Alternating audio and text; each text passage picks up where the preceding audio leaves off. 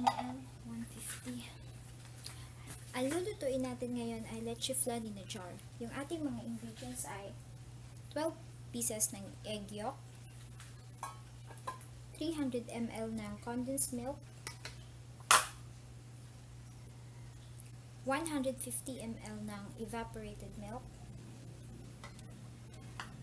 1½ cup ng brown sugar, at saka yung ating mga jar.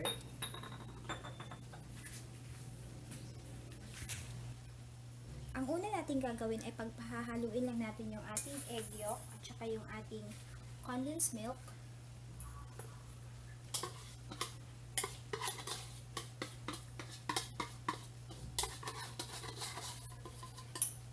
Mix lang natin siya.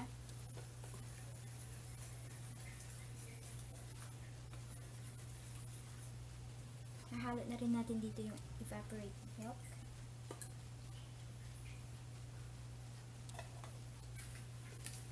Then, i-mix lang natin to.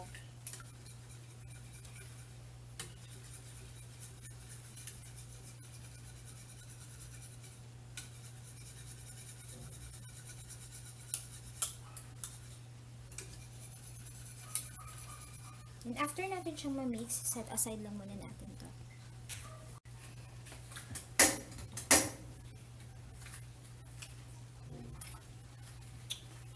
Susunod natin gagawin ngayon ay ipapakaramelize lang natin yung ating sugar.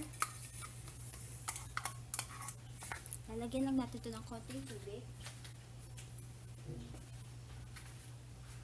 Konti lang ilalagay natin tubig para lang mag-melt siya.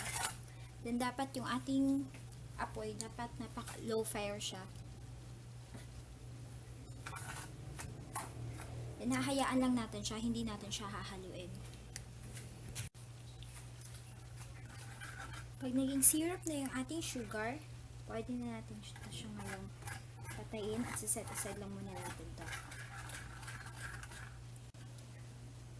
Ngayon, ang susunod natin gagawin, ilalagay na natin yung ating syrup sa ating jar.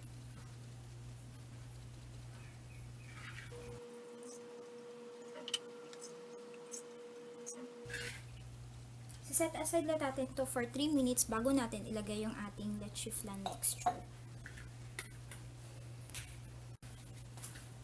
Ngayon, ilalagay na natin yung ating leche flan mixture sa ating mga jar. Pero dapat, bago natin siya ilalagay, dapat nakaset aside mo siya for 3 minutes para lang mapa-cool down natin yung ating sugar syrup.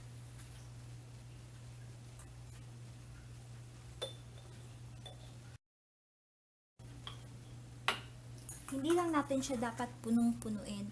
Dapat meron siyang extra na allowance.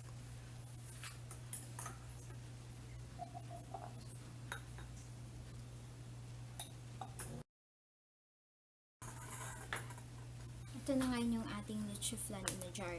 I-steam na natin to for 1½ hour.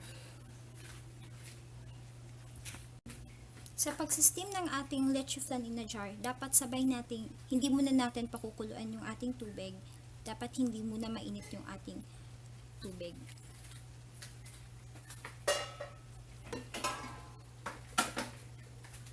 Lalagay natin dito yung steamer.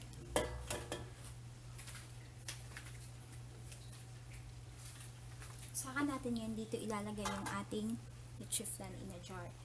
Saka pa lang natin bubuksan yung ating apoy. Dapat medium fire lang siya, hindi siya pwedeng malakas since glass siya, baka mabasag.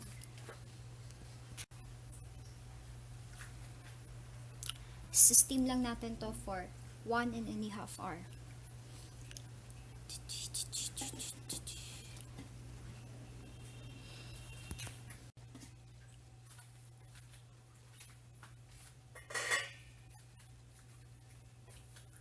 After natin siyang ma-steam for 1½ hour, ito na ngayon yung ating leche flan in a jar. Pwede na natin siya ngayong tanggalin. Ito na ngayon ang ating leche flan in a jar. Para sa ating leche flan in a jar, pwede rin tayong maglagay ng fruit sa ibabaw. Kahit anong fruits pwede.